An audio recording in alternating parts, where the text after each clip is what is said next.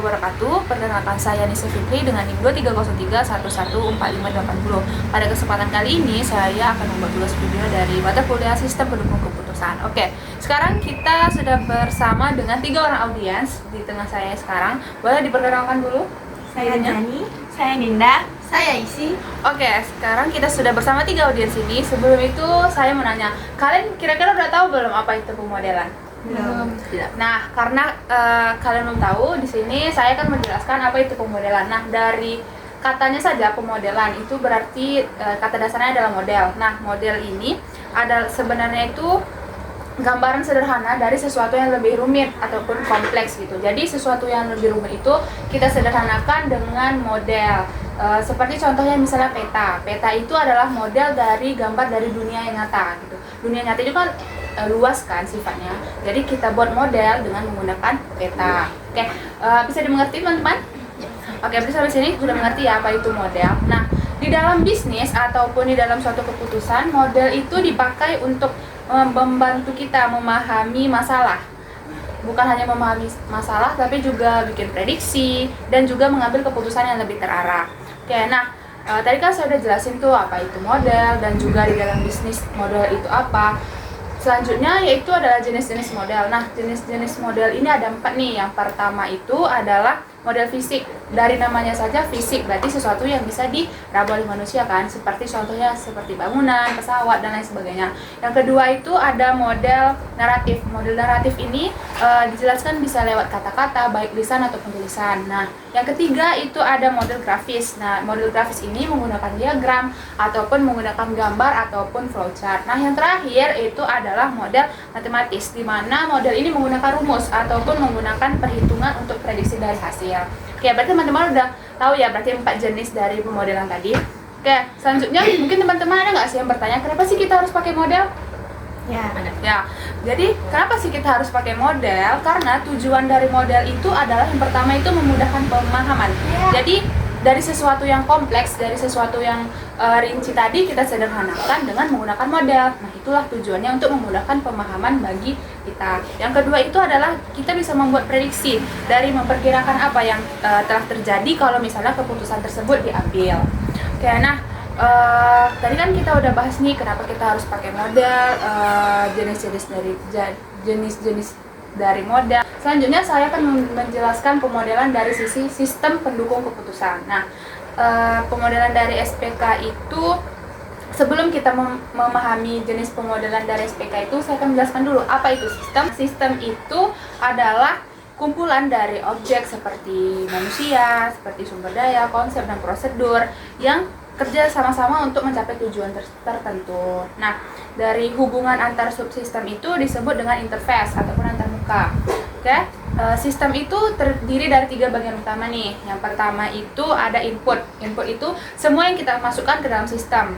Terus yang kedua itu ada proses, di mana input yang tadi itu kita olah menjadi sesuatu yang baru. Itulah yang dinamakan proses. Yang ketiga itu adalah output. Nah, output itu adalah hasil akhirnya, bisa berupa produk jadi, bisa berupa produk yang akan kita buat ataupun yang lain sebagainya.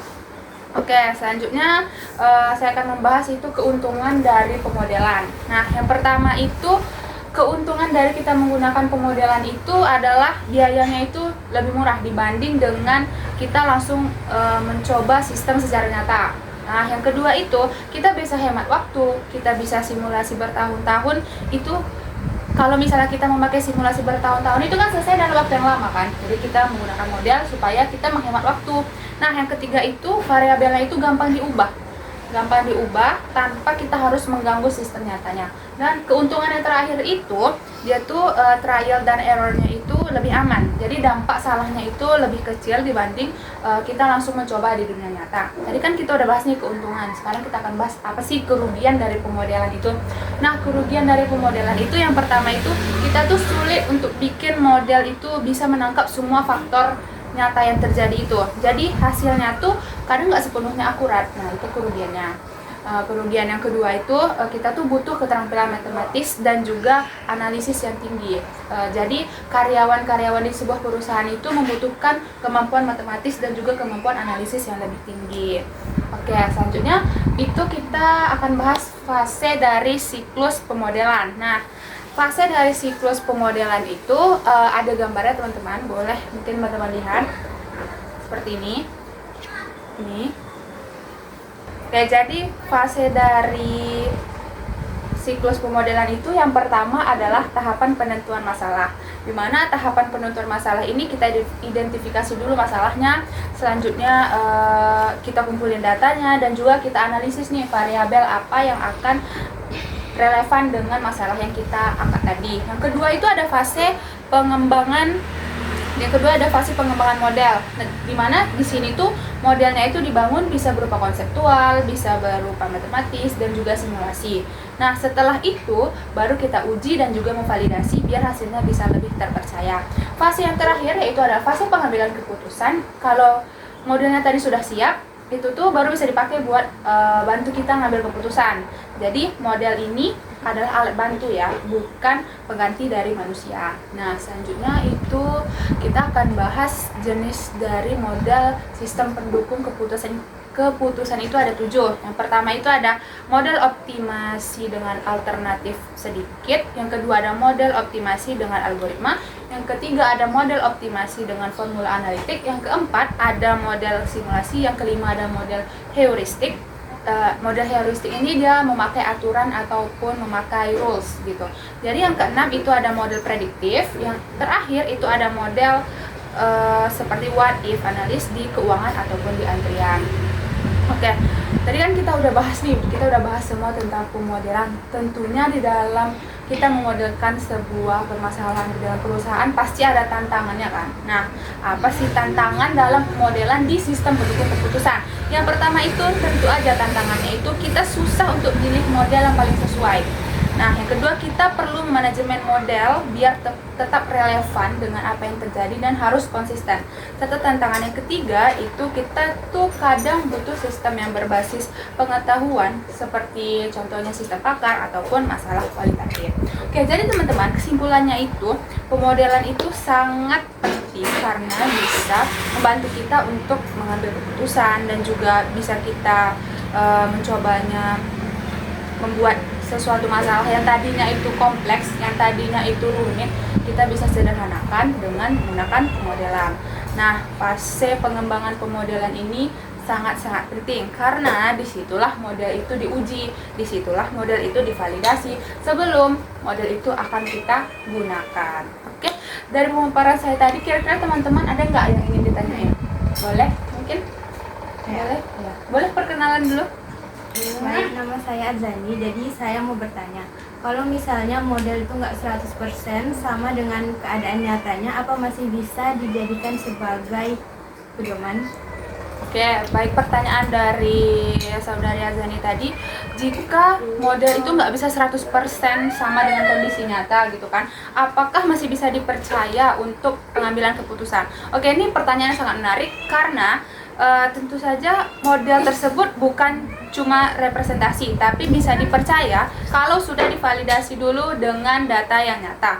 Oke, kalau hasilnya konsisten berarti model tersebut layak untuk dipakai. Bagaimana? Apakah sudah terjawab pertanyaannya? Sudah. Oke, selanjutnya mungkin dari dua teman-teman ini ada yang ingin ditanyakan? Boleh, silakan perkenalan dulu namanya.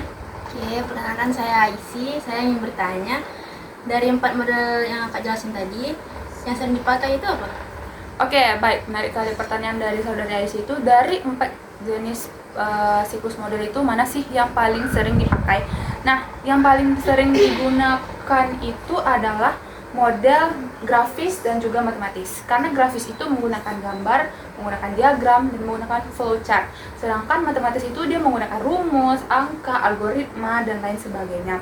Nah, dua jenis model ini tuh sering dipakai untuk membuat prediksi yang lebih akurat gitu. Misalnya kita bisa memprediksi nih penjualan, misalnya kita mempunyai perusahaan beras, kita bisa memprediksi penjualan beras ketika misalnya Hari Raya Idul Fitri, bagaimana, apakah meningkat atau menurun. Nah, itulah guna dari jenis pemodelan tadi. Bagaimana saudari Aisyah, apakah terjawab pertanyaannya? Ya. Oke, terima kasih. Mungkin boleh Saudari Dinda? Perkenalkan, nama saya Dinda. Jadi saya mau nanya, kenapa fase pengembangan model itu dianggap paling penting dalam siklus model? Oke, pertanyaan sangat menarik nih. Kenapa fase pengembangan siklus model itu dianggap sangat penting di dalam siklus model? Nah, karena di fase itu model tersebut dibuat. Jadi pada fase pengembangan model itu, fase itu dibuat, diuji, divalidasi. Nah, kalau misalnya tahap ini salah, justru hasil keputusan itu bisa melenceng jauh. Jadi ya seharusnya kita bisa menghemat waktu tadi, tapi karena di tahap itu aja kita udah salah, berarti di tahap-tahap selanjutnya itu bisa menghambat pekerjaan kita kan. Berarti tahap pengembangan siklus ini sangat-sangat penting, karena kalau kita salah, maka hasil kedepannya bisa fatal. Bagaimana Saudari Dinda, apakah bisa diterima? Bisa. Oke, baik teman-teman, terima kasih. Apakah pemaparan dari saya tadi dapat dipahami? Bisa. Oke, berarti intinya pemodelan itu sangat penting di dalam sistem pengambilan keputusannya, teman-teman. Oke, terima kasih atas perhatian teman-teman semuanya. Mungkin sekian video dari saya tutup dengan Assalamualaikum warahmatullahi wabarakatuh.